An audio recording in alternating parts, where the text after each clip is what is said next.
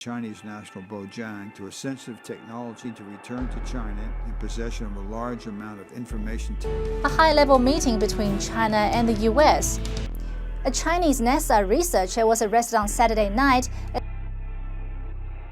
It started with a sudden arrest on a plane about to take off for Beijing. A quiet NASA researcher, a one-way ticket, and a suitcase full of hidden electronics. What the FBI found and what they didn't would spark one of NASA's most controversial espionage cases in decades, the man at the center. In early 2013, Bo Jiang, a Chinese national and contract researcher working at NASA's Langley Research Center in Hampton, Virginia, became the focus of an explosive investigation. Jiang wasn't a high-profile figure. He worked under a NASA contract through the National Institute of Aerospace, doing research on high-technology imaging source code, the kind of work that could have scientific or even military applications. For years, he went about his job quietly, but behind the scenes, some NASA employees had grown uneasy. Whistleblowers claimed that Jiang and other Chinese researchers at Langley had been traveling back to China with NASA laptops, raising fears that sensitive information might have crossed international lines. Those concerns landed on the desk of Representative Frank Wolf, a Virginia congressman known for his strong stance on Chinese espionage. Wolf's district included Langley, and by early March 2013, he was pushing for answers. The arrest at Dulles International Airport. On the night of March 16, 2013, an FBI team moved in at Dulles International Airport. A plane to China had just pulled away from the gate when agents boarded and arrested Bo Jiang. He was reportedly leaving on a one-way ticket to China, a detail that immediately raised suspicion. According to FBI Special Agent Rhonda Squizero, Jiang told investigators he was carrying a cell phone, an external hard drive, a memory stick, and a new laptop. But during a search, agents found an additional laptop, an old hard drive, and a SIM card items he hadn't mentioned. That omission became the foundation for the Justice Department's charges. Jiang was accused of lying to federal investigators about the devices in his possession. He was taken into custody and appeared before a federal court in Norfolk, Virginia, where he was ordered to remain in jail until a detention hearing later that week. The timing was explosive. Just days earlier, Congressman Wolf had publicly raised alarms about alleged security violations at NASA centers. He named Bo Jiang on record and accused him of being a Chinese spy. Congress takes notice. Within hours of the arrest, Wolf held a press conference on Capitol Hill. He claimed that Jiang had worked on projects involving source code for advanced imaging systems technology that, if transferred, could give the Chinese military a strategic edge. Wolf said he was acting on reports from NASA whistleblowers who had reached out to him directly. They warned that some Chinese nationals at Langley had unauthorized access to data and had carried NASA laptops overseas. Wolf alleged that a senior NASA official at Langley had even requested exceptions to security rules to allow Jiang greater access to restricted information. These claims ignited political fire. Wolf's committee oversaw NASA's budget, and he had long been critical of what he saw as lax security at federal research centers. For him, the Jiang case symbolized a growing problem: foreign nationals gaining access to sensitive US technology. But others saw it differently. Inside NASA, many believed the situation was being blown out of proportion. NASA and FBI respond. NASA officials stayed cautious. Spokesman Michael Cabbage confirmed that the agency had referred a potential security breach at Langley to investigators, saying NASA took all allegations very seriously. At a congressional oversight hearing soon after, Wolf questioned FBI Director Robert Mueller about foreign espionage threats at US research facilities.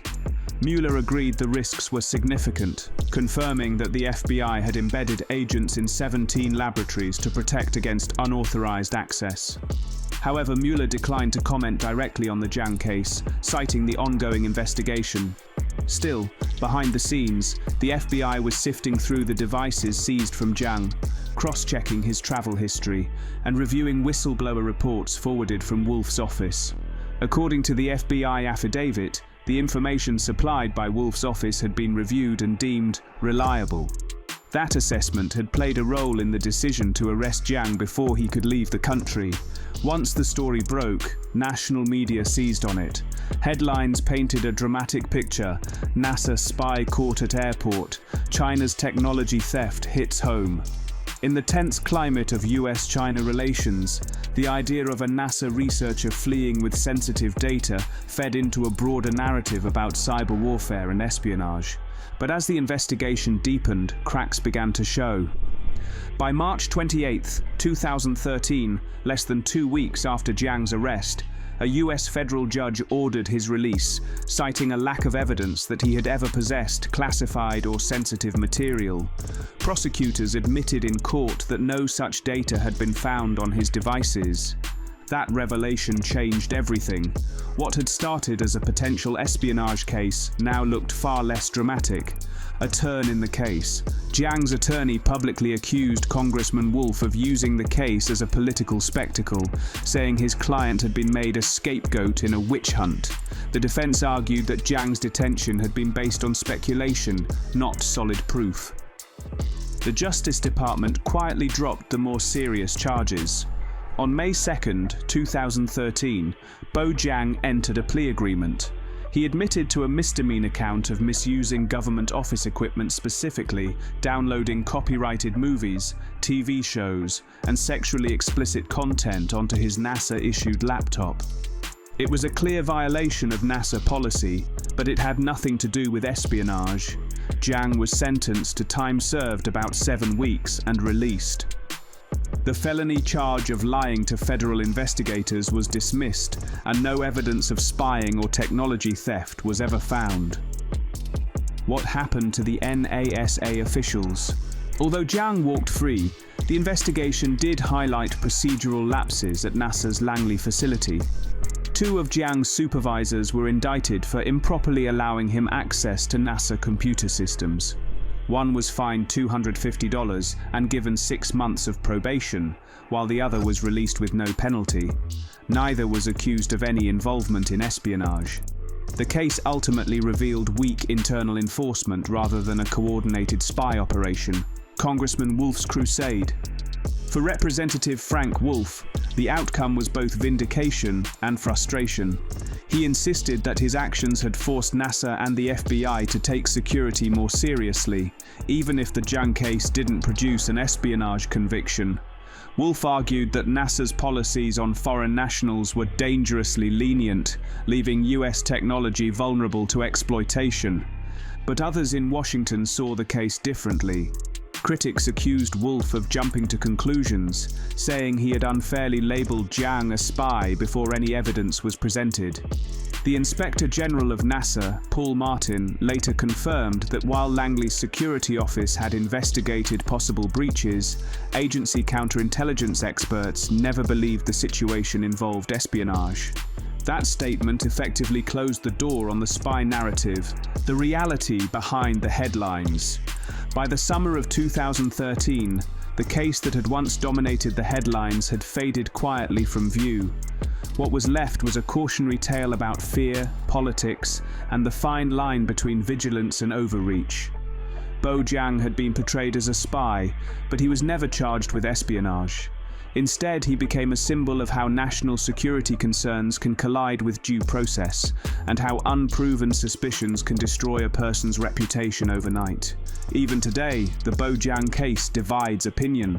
Some believe the government acted prudently, preventing what could have been a major security breach.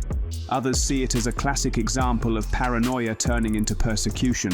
In the end, the so-called spy, who was arrested on a one-way flight, didn't sell secrets, didn't steal technology, and wasn't part of any grand espionage plot. He was a researcher who broke a NASA computer rule and became a national headline. So what do you think? Was Bo Jiang unfairly targeted? Let us know your thoughts in the comments below.